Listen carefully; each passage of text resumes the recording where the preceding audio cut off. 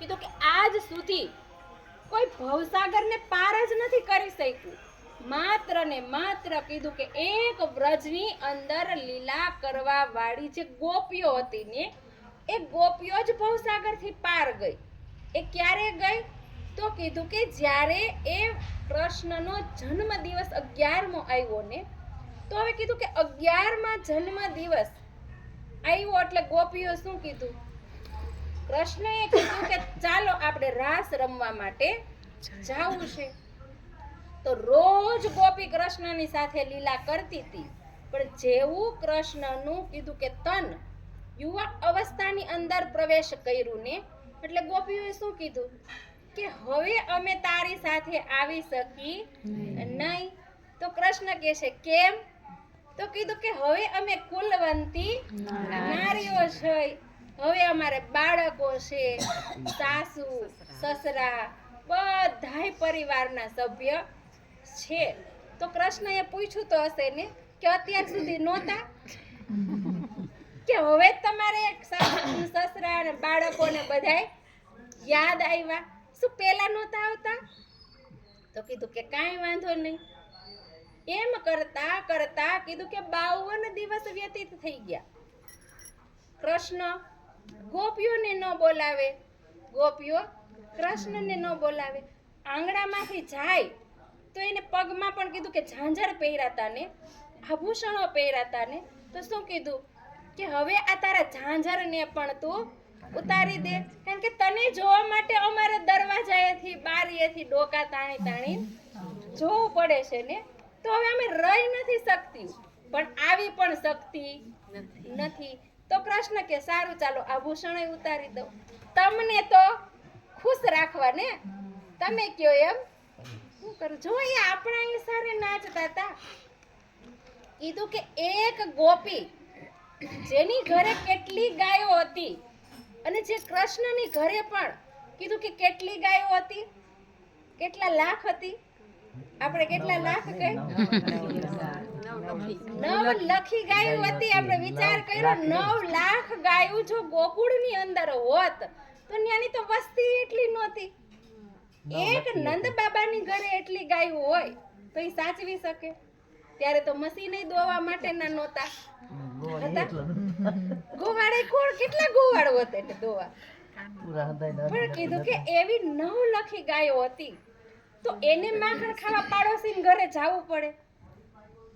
જે નંદ બાબાના ઘરે એટલી ગાયો હોય, જેની ઘરે કીધું કે દૂધની એટલી રેલમ છેલમ હોય, એને બાજુવાળાને દૂધ પીવા જવું પડે ખરું? એને દહીં માખણ ખાવા બાજુવાળાને જવું પડે.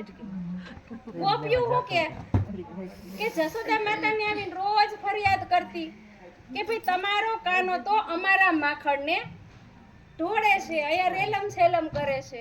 તો કાનો શું કહેતો હોય કે માં ઈ મને બોલાવે છે ને હું જાઉં છું, હું એમણે જાતો. હવે જશોદા માતા તો નો જ માને ને, મારી ઘરે આટલા માખણના ડબ્બા ભર્યા હોય તો ઈ તારા એક ઘરે વાટકીમ ખાવા આવે? નો આવે ને. પણ એ પ્રેમ રૂપી માખણને ખાતા હતા કૃષ્ણ ગોપીઓના. એ ગોપીઓના જાહેરી માખણને નહોતા ખાતા. જો આપણે કૃષ્ણ ત્રિધા લીલાની અંદર જોયું ને કે જે ઘરે કૃષ્ણ માખણ લૂંટવા ગયા હોય ચોરવા, એમાં કૃષ્ણએ માખણ ક્યારેય નહીં ખાધું હોય. કોને આપી દીધું એ છે? જે ગોવાળિયાને આપી દીધું ને. હવે એનો પ્રેમ કોની આઈ હતો? ગોપીઓ આઈ હતો ને એનો પ્રેમ. ઈ ગોવાળિયાને તો એક માધ્યમ બનાવ્યું હતું ને, તો મળવા કોને જાતા હતા? ઈ ગોપીને જ જાતા હતા. હવે ગોપી કોણ હતું? આપણે જ ગોપીઓ હતી ને, કારણ કે ત્યારે આપણે એ ગોપીના તનમાં હતા. આતમ ક્યાંની હતી?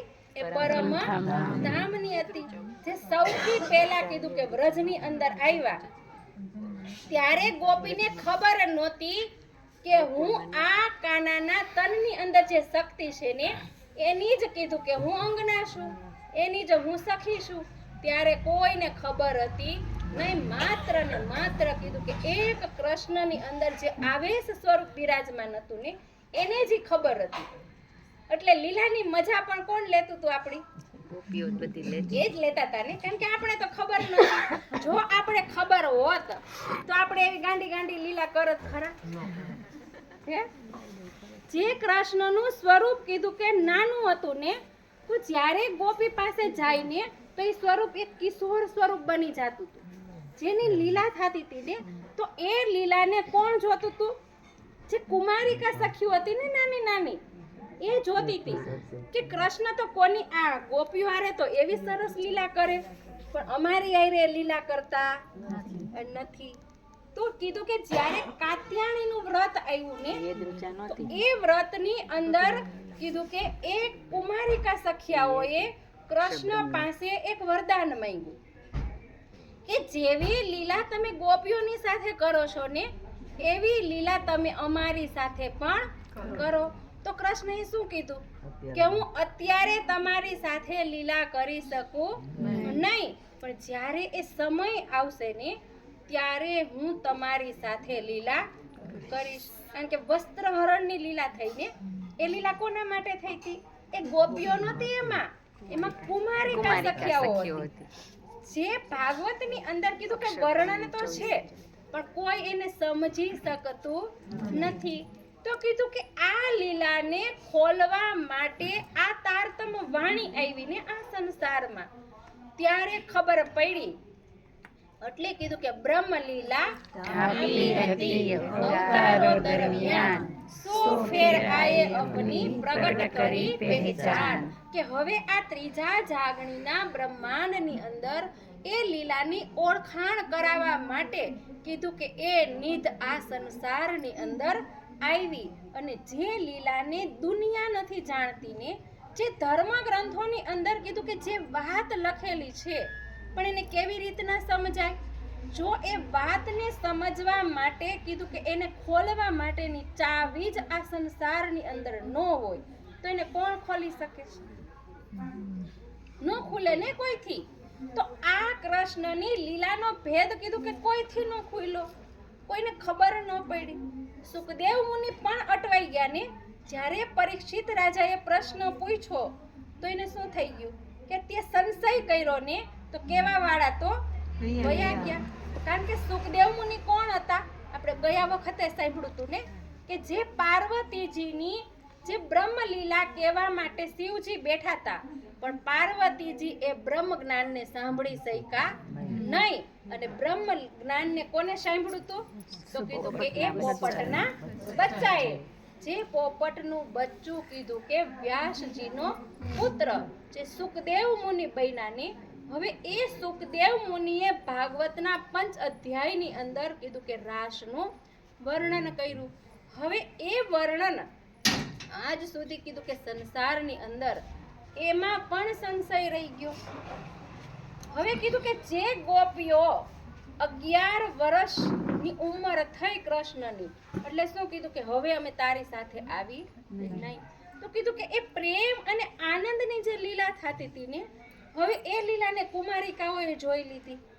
કારણ કે પહેલા પાઠની અંદર જો શું વસ્તુ ઘટિત થઈ, કોના માટે થઈ, એ જ્યાં સુધી આપણે નહીં સમજીને ત્યાં સુધી કૃષ્ણ તત્વને સમજી જ નહીં શકીએ આપણે. તો કીધું કે એ 11 વર્ષ અને 52 દિવસ વ્યતીત થઈ ગયા. નો ગોપીઓને કૃષ્ણ બોલાવે કે નો ગોપીઓ કૃષ્ણને બોલાવે. તો ઉપાય કોને કરવો પડે? જેને જરૂર છે એ જ ઉપાય કરશે ને. જાગૃત હોય. કારણ કે એ જાગૃત છે, એને ખબર છે કે હવે આ મારી ઘરવાળી વ્રજમાં ફરવા ગઈ છે ને, હવે એને મારે પાછી કેવી રીતના બોલાવવી? હવે એને અબોલા છે, એને બોલતા કેવી રીતના કરવા? તો કીધું કે જ્યારે 52મો દિવસ હતો ને, જન્માષ્ટમીથી લઈ અને શરદ પૂર્ણિમા સુધી આપણે ગણીને એટલે કેટલા દિવસ થાય? 52 દિવસ થાય. હવે કીધું કે એ શરદ પૂર્ણિમાનો દિવસ આવ્યો. હવે કૃષ્ણ કહે છે કે મારે જ ઉપાય કંઈક કરવો પડશે. તો કૃષ્ણ તો ગાયો ચારવા માટે જવા માંડ્યા. કારણ કે યુવાન થઈ ગયા ને, કિશોર, એટલે ઘરમાં તો બેઠું રહેવાય. આપણે મોકલવા પડે ને કામ ધંધે, આપણા છોકરાઓને પણ મોકલી છે ને. તો કીધું કે હવે એક ગાયો ચારવા માટે ગયા.